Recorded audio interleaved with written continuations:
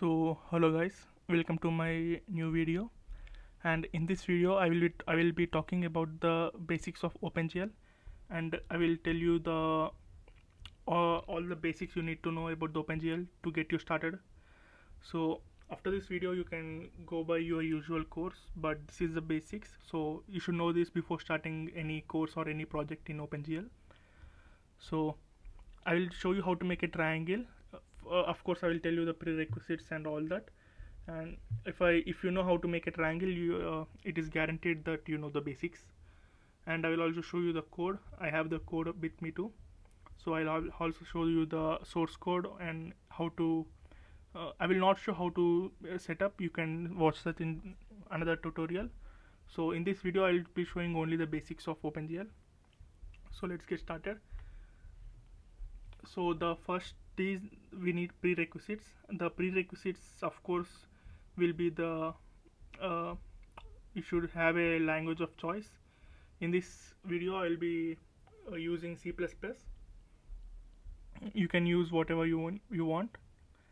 And I also recommend for further studies you can go and learn if you want OpenGL, you can go and type in learnopengl.com. You'll get a free book, so you can study from there. Next, and let me tell you before I start how to make a triangle and what is the basics of OpenGL. You should know what is an OpenGL. So OpenGL is mainly considered an API, an application program interface, that provide us with a large set of functions that we can use to manipulate graphics and images. Okay, and however, OpenGL by itself is not an API, but it is a specification developed and maintained by the Chronos.org. It's a company, Chronos, and they develop and maintain OpenGL. But in 2026, I am recording this in 2026, so it is now outdated OpenGL, they say. But many companies, many indie games, many freelancers use it, so it is still usable. But if you want to go further, like Vulkan and any other APIs, it is harder to get into them directly, so you need to go from OpenGL.